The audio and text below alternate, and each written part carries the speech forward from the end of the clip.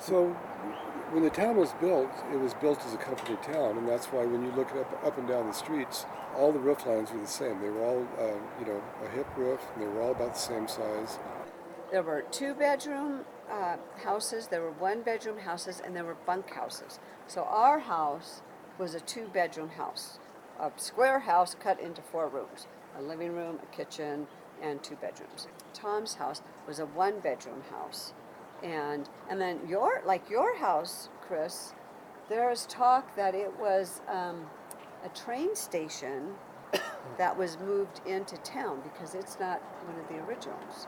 That house was originally at Boca, I believe to be a train station, and it's totally different than any other house in Floriston. And the way I understand it is that it was moved down here, likely disassembled and reassembled, brought down by rail, and put up as Boca calmed down up there. The ice industry died out pretty fast, and that killed Boca and Bronco and Iceland and all of our neighbor towns. If you look up at Boca, the town that was in Boca, it's gone. When the lumber mill closed down, people took the houses apart, stacked up the lumber on a wagon, took off and rebuilt their house somewhere else. Who knows where? How Floriston was able to survive when the paper mill shut down and it was just sitting here, and whoever it was that bought it must have thought something other than, why don't we take the houses apart, take the lumber and take it down and go down to Bird Eye and build houses down there. I mean, you don't know, but this guy left them here and it caught on again. Could have been that close to Floriston not existing.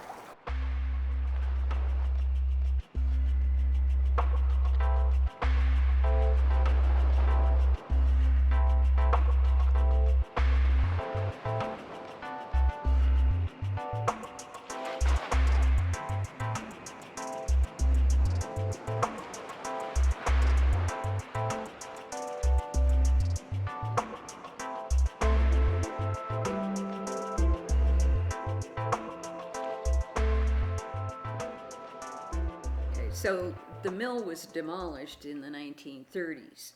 Then there was a bit of a rebirth for the town in the 1940s. There was a caretaker who lived alone in the town, just kind of watch out for things for many years. But after World War II, a man named Preston Wright bought the town. So Preston Wright hired a carpenter guy to come and stay here, and he fixed up all the houses, replaced the windows because the town had been closed for maybe 10-15 years, and fixed up the houses, and then he started selling them one by one. And I actually have a brochure from that in my closet up here, a sales brochure from Reno. And it was pretty good talking about these houses and how much they were. They were like 15 and 1,100 for the small ones, 15 for the big ones or something like that. It's hysterical. His intention was to turn these little houses into resorts for Lake Tahoe, which at the time was pretty far-fetched, but now that we see the Lake Tahoe basin includes, Truckee and Reno and all the surrounding communities.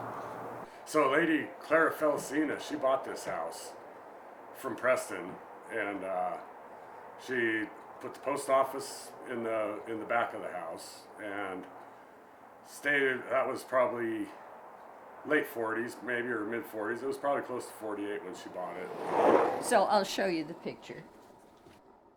The doctor's house is the one just up from the mill managers.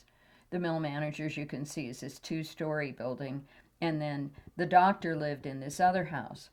It's actually a pretty big house. It's got a huge basement. And the Swiss people who bought it and moved in were Joe and Marie Reichlin, and they fixed it up. Downstairs, though, they had a store. Her daughters would run the grocery store, and it would service people in town here. There was only not that many cars in town. Most people just stayed here that weren't working. Moms were all stay-at-home moms. And then there was section houses up the canyon where railroad workers stayed, and they'd come here and get their food. And the store quit making money when her daughters were so sweet. They'd give us candy and they gave away all the candy, and so Marie didn't like it. It wasn't making enough money, so she shut that down. At the time in Switzerland, there was not much property available for young people to be able to afford, and many Swiss people immigrated. They actually were a lot of fun. They really took things a lot more serious than most of the average American people, and there was a clash apparently with some of the Okies where the Swiss had been drinking and they were up on the cliff rolling rocks down, and the town Okies thought that they were going to hit the town with rocks, so they started shooting at them with their rifles, and that ended the party up there. But they would get wound up. They did chase a guy out of town one time, and the only reason why he didn't die is because the cops showed up right when they caught him. And he was later arrested and convicted of murder. But he was a bad influence in the town. So one night the Swiss families all got together with all of their friends, and they went to the house and they chased him out of town. And he was a scary mafia kind of guy. So they had some cuts. They had every weapon of destruction. They chased that poor guy all the way out of town, and the cops saved him down there, but his house burned down a couple nights later. Swiss family, first generation Swiss immigrants. And I think they kind of chose Floriston because it reminded them of the Swiss Alps, perhaps. But a lot of them had jobs on the freeway that was coming over the mountain.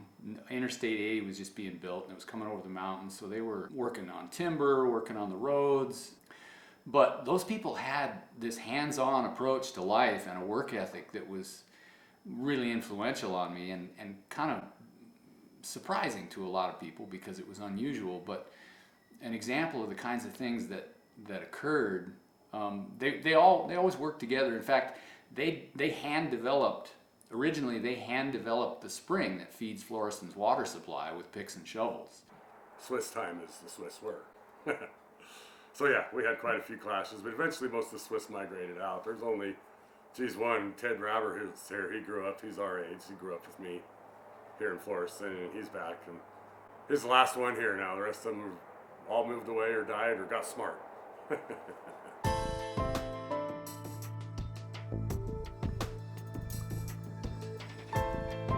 Yeah, so there's a great big slab laying in the river down there where the dam, there used to be a dam there that stopped the water and conducted it in a wooden flume down to Farad, 2 miles down the river. And when that dam was there was a big, somewhat calm pool backed up behind that dam. There was an old Swiss guy, Joe Eller, that used to live here that used to take us on walks, and I was young enough that I wasn't supposed to go to the river by myself, and one spring me and my buddy talked Joe into taking us down to take a look at the river, and my dog Judy was with us, and back then I-80 was brand new and there was hardly any traffic on it, so it didn't seem like much of a threat.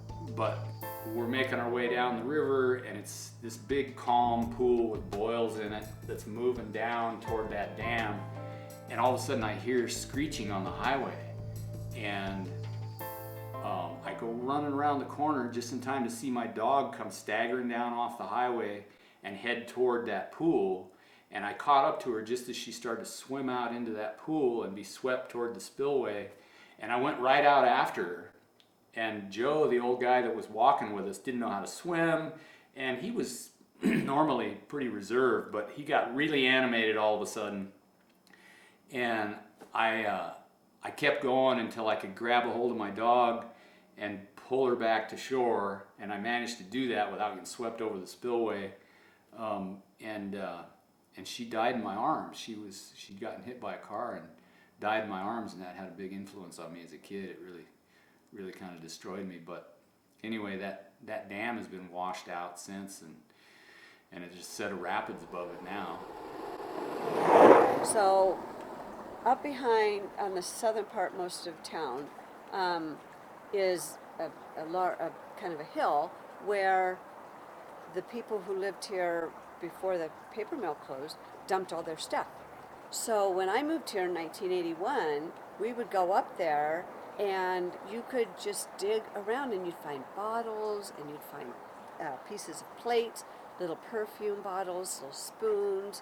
And so it really kind of bridged those years for people like us who came later, but to realize that there had been a whole community here way before we had been